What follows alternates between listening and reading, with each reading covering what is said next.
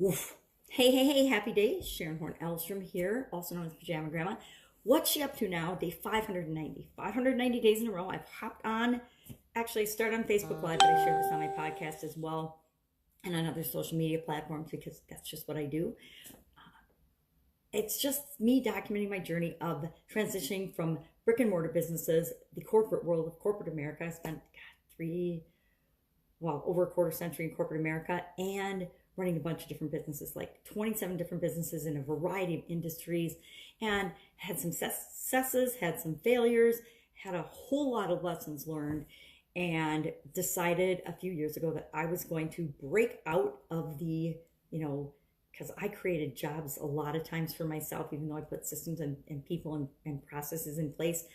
It often felt more like a job than it did a freedom business. And I'd always been attracted to the allure of the online world and the freedom that promised. And I wanted to learn more about that and get involved in that. So a couple of years ago now, I decided, as I transitioned out of my Italian food manufacturing business and my other brick and mortar businesses and part of my divorce, I was going to hop into the online world. And as long as I was going to do it, I was going to share every day how it was going, what worked, what didn't work, the good, the bad, and the ugly. Because there's some days that have been just plain ugly. There's been some weeks where I was so frustrated I just wanted to pull out all my hair because I couldn't figure out something on the computer, something technical. And lo and behold, the lesson for me in that has been, you don't have to figure it all out yourself. It's not all about me. It's not all about you. There's always people that know what it is that we don't know, and it's better to go find them than to lose 2 weeks in struggling with a problem that isn't even that important. So today, I just wanted to chat a few minutes about the whole my way or the highway philosophy, thinking that we have to do everything ourselves or that we're absolutely right about everything, and the only way to do things and the only way to look at the world is the way we currently see the world, the way we believe is the right way, our reality, the right way to see the world. I've dealt with a lot of people in my life, and I probably was that person when I was younger. Hey, this is how it's done. This is how we're going to do it. This is how it has to be. Or this is the process that we figured out together. We're all going to follow it. And I always knew that we wanted to be continually improving things, but I didn't early on in my career ingrain that belief necessarily in everyone around me. Now, I changed that pretty fast, both in corporate America and in my businesses, that, hey, yep, we figure out a way to do something, we document the process, we follow the process, but we're always looking for a way to do it better, because there's always, in anything and everything that we do, there's always a better way to do it, a better, faster, more efficient, more effective way of doing absolutely everything and anything that we do, whether it's making a cup of coffee, cleaning the bathroom, doing the laundry, creating a process or a procedure for a department at work or for a part of your business that needs to be systematized. How do I work with a VA? That's something that should be documented. Any process or anything we do repeatedly, I believe, should be turned into a process that we don't have to be the only one that knows how to do it. But that's as your business grows. But even if you want to hand things off, I always want to be thinking about, well, what if something were to happen to me? Could someone else step into this and have it continue? Or would it just die right along with me? And I have a different philosophy on that because I actually did that. And fortunately for me, I did have processes and systems in place that people could carry on because I didn't die and I did want to step back into my businesses. So, my way or the highway. How ingrained are you to have everything your way? Now, this has come home to me in the last few weeks because my ex-husband and I are remodeling and fixing up the house that we had together that we raised our kids in and getting it ready to sell. And there's 4 of us. One of my sisters is helping me, Betsy, thank you very much, and me and my ex-husband Brian and a friend of ours and a contractor friend that's got a lot of experience in the area named Greg John is helping us. So the 4 of us are brainstorming ideas on what to do with this house. My ex-husband and I flipped houses for a long time, and he still continues to fix up and flip houses, but we do starter homes, and this is not a starter home, so it's a totally different animal. So it takes all 4 of us working together and bringing ideas to what we're going to do in terms of picking out paint colors, picking out floors. It's a cosmetic rehab, and so it's paint, floors, and now we're doing countertops. And we're reconfiguring the center island of the kitchen and reconfiguring some cabinets and things. So it's really interesting and fun how each of us approaches this project. Now, I have to keep reminding myself that I'm not going to live there. I don't live there anymore. So I just want to fix it up and make it awesome for someone else. And the things that I felt I used to personalize and customize the home, they don't matter. They can come out and they don't matter anymore. Things like custom kitchen cabinets, closet organizers, things like that I worked really hard on, and I used them and put them in place, and cabinets in the kids' rooms and things to make it our own for our particular family. All those things have been pulled out because they don't matter. And did it hurt my feelings, and did I cry a little bit over it? Yeah, I'm going to admit that I did, because it's the end of part of my life, and so that's hard. But I also have to remind myself that it's not a part of my life anymore. So is it my way or the highway, or is it what is the best thing to do for the next phase of this particular project? And so to make it beautiful for the next family that's going to live in this home, that's the most important thing that we have to remember and we have to create. It isn't about it's my way or the highway. Now, I've been surrounded, like I said, with people that have this my way or the highway philosophy, or that they're very regimented in their thinking for a lot of my life. I have family members that are so overbearing and and they're really unbelievable, that I've actually had to cut myself off from them and spend very little time with them because the way they make me feel bad. And if anybody that makes me feel bad, I'm not going to hang around them. I'm not going to spend time with them. I've had family members through marriage that I totally had to cut myself off from and will have nothing to do with because it nearly killed me. So we have to pay attention to I started to wonder, am I attracting people that have this my way or the highway philosophy and way of being? Because there's a component of that in me and in my behavior and in the things that I do. And I would have to say, yes, there was a component. There isn't much of it anymore. Although I will be very direct with my coaching students and stuff. It's like, I've been hearing you say this for 6 months now. We need to address this. We need to take a step back and we need to take care of this, because this thing that keeps coming up, it's impacting you. It's a barrier. It's a little obstacle that we need to overcome. And I think that what we see in other people sometimes is what we're afraid we see in ourselves, or it's so opposite of what we are like and what we see in ourselves that we just can't be around it. We can't be a part of it. So unethical people that are dishonest, people that are manipulative, I can't be a part of. I can't be around. People that are super controlling and arrogant and egotistical, I have no time and no energy for them. And it's not because I am that way. It's because I'm the opposite of that. And it feels bad to be around people like that. So I just don't want to be around people that have the my way or the highway philosophy. Now, sometimes, I've had coaches that are like, this is the system, this is the way you do it. And really, it's not that they're forcing me to do it their way. They're trying to get me to let go of all the crap and all the false beliefs that are being obstacles to me, because we all have beliefs, right? We think our beliefs are just our beliefs. We think our reality is just the way the world is. But we forget sometimes that our reality and our beliefs are just a culmination of all the thoughts we've thought, all the experiences we've had, all the feelings that we've felt over our lifetime up to this point. And sometimes we've been programmed by our subconscious and by people around us to believe things that are not in our own best interest. And our subconscious will keep us believing those things way beyond the point of keeping us safe, way beyond the point of it being good for us or in our best interest. Think of when you have a bad habit. I eat too much caramel and I didn't exercise for decades. And those were bad habits that I had to change because they were, threatening my life and my health. We all have good habits and bad habits, things that are good for us and bad for us. And bad habits are super easy to form and really, really hard to break. It's really, really hard to start exercising if you haven't exercised in 10 years. Ask me how I know.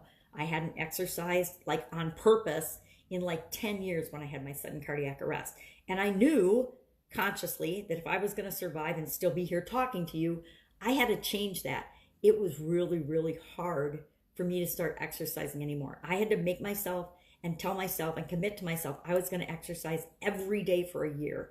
And that I had to do it. I had to do that in order to get myself to be a person that exercises every day instead of a person that doesn't do anything and never exercises.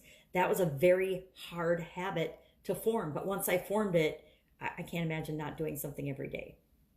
But it took me over a year to make that a habit.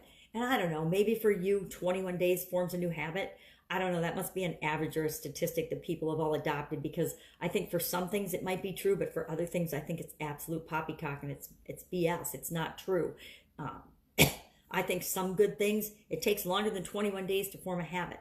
That's why I do 30-day and 60-day and 90-day challenges for people, because I know darn well it takes more than 21 days to do something. It certainly takes more than a 5-day challenge to change something in your life. It might get you a start and some quick results, and I do 5-day challenges too, so I'm not dogging on them, but I know that I can do something for 5 days and I can quit it and I don't feel like I'm very invested in it. But if I, have dated someone for 3 years, I'm pretty invested in it. If I've been married to someone for 20 years, I'm pretty invested in it, right? We get invested based on longevity and how much effort and energy we put into something.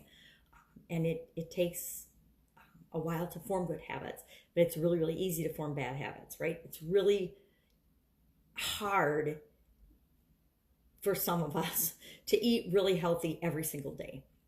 It's really easy for us to hop into the fast food, junk food, consuming things that aren't good for us, even though we know they're not good for us. I mean, think about smoking cigarettes. People know, every person that smokes cigarettes know. We don't need to tell them, although I still tell my daughter a lot, that you don't need to smoke cigarettes. Smoking cigarettes is bad. We all know it. But we still do it if we're a cigarette smoker, which I never have been, because it is so habitual. It is so ingrained. It actually is ingrained in our in the physiology. So those things are really, really hard to change. Anyway, my whole topic today, and I'm going around in a big circle jerk, was my way or the highway. How much do you relate to that statement? How regimented and strict and I don't want to say OCD. I don't want to diagnose anything, but how much do things have to be your way for you to be comfortable? How much change are you willing to accept? How flexible are you? I guess that's the best question, is how flexible are you? How open-minded are you? How open are you to the fact that there's infinite possibilities of how anything on the planet can be done? How open to you are that? Or do you say, I have to do things this way every day or my day is ruined? I have to have these things line up, these stars have to line up before I'm going to make this action or take this step. I'm not going to do anything different until all these things happen. And the possibility really of all those things happening exactly how you want them to is probably slim to none. How invested are you in things have to be a certain way? I lived a lot of years where things had to be a certain way and then I was going to be happy. And guess what? I was never happy because things were never that certain way. I was always living, waiting for these things to line up or these definitions of success to happen before I was going to allow myself to be happy. What a waste of time and energy that was. Because instead of enjoying and embracing the things that were going on in my life that were amazing and wonderful, I was kind of just skimming over them and running through my life and missing out on things that I should have been savoring, missing out on experiences that I should have absolutely been enthralled and thrilled about. So today, just ask yourself, how invested am I in the saying, my way or the highway? How really ingrained am I in believing that my way of looking at the world is the only way of looking at the world? And you can kind of tell based on how many arguments are you getting in with people? How often are you spending time and energy trying to convince people of your way of thinking? What a waste of time that is. It's kind of like worrying. Now, I'm not going to say I don't worry. I'm not going to say I don't try to convince people to see things my way sometimes. But how silly is that? How big a waste of time is that? I will see things the way I want to see things, until I want to see things differently. And so will everybody else on the planet. So is it about getting people to do things my way? Sometimes it's important. Most of the time, it just isn't. And if I'm trying to do that, I'm just incorporating a whole lot of stress and a whole lot of frustration into my life that I don't need. And probably you don't need it either. So think about my way or the highway today. What am I working on? One Funnel Away challenge. I think today's day 20. I know today's day 20. Week 2, day 6. And I believe it's a catch-up day. I know it's a catch-up day again because we're going into funnel building next week. And so we'll do 7 missions in a row. So this week they're giving us a little bit of a break. Tomorrow will be a review day.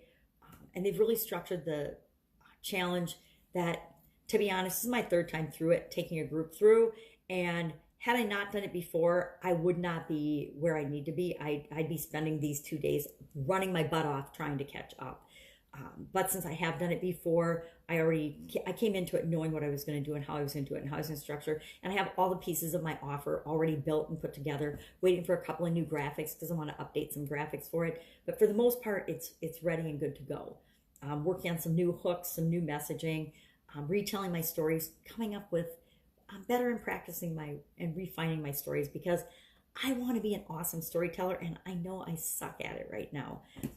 Never been one for good storytelling or timing. I just have never been. I've never thought it was a big deal or important for me. I come from a background of engineering and sciences, which is not a huge storytelling field. Should be, like everything else, but it never really traditionally has been. It's proof and facts and numbers and experiments and hypothesis and things like that, and statistics, and I got some new theories of statistics. So working on that.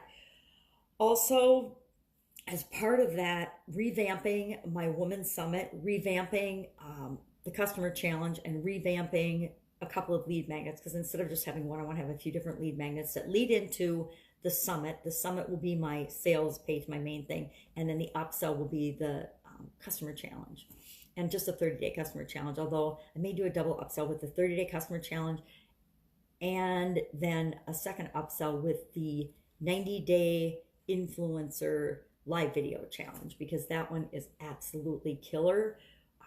And I think if you want to be an influencer in days instead of years, that is the way to do it. Publish every single day. And about halfway through it, you'll find your voice. So no matter how scared you are on day 1, by day 40, day 45, you're like, oh, this is, and it doesn't even take that long. Usually by day 5 or 10, you're like, oh my gosh, this is way easier than I thought it was going to be. And by 45, you really get your voice and you really know how to hop on the camera and how to talk and how to just be yourself. Because the real secret is it's all about just being yourself, accepting yourself and loving yourself for who and how you are. I still think I'm boring as heck. I mean, I am boring and monotone and not that exciting sometimes, but it doesn't matter because that's who I am. I'm here to speak to the people that can relate to me. The rest of them, I don't care. You can think I look like the Wicked Witch of the West from The Wizard of Oz. You can think that I stumble over my words, because I absolutely do. But guess what? So does just about everybody else on the planet that doesn't have editors that cut and paste and fix their videos and make them look perfect and be perfect. Even amazing people like Gary Vaynerchuk and Grant Cardone, Tony Robbins, Russell Brunson. They all have, and Steve Larson. There's tons of people. Marie Forleo. Everybody has people that are editing and cutting and pasting and doing clips with their videos. So cut yourself some slack and understand that you're not comparing yourself to anyone else. You're just being you. And that makes it really fun and really easy. So working on that, working on the house. Again, we talked about the house a little bit, going back out. Probably with my daughter, we're going to bring her in for some more opinions about how to configure the center island. I had this gigantuan center island, and they want to reconfigure and make that a little smaller and go stone in the whole kitchen instead of our old dated green countertops, which were super popular when we built the house, but now they're just kind of ridiculous. So since we're changing everything else, why not change that as well and put it in a nice backsplash, which I always wanted anyway. So working on that today, hanging out with some friends and family. I hope that you're doing the same and having an amazing weekend, and remembering that, especially when you're with your friends and family, don't make it about being my way or the highway. Make it be about actually being present and experiencing the wonder of all of the people that we love and come in contact with. That's it. Have an amazing day. I will, of course, be with you tomorrow. Bye. Take care.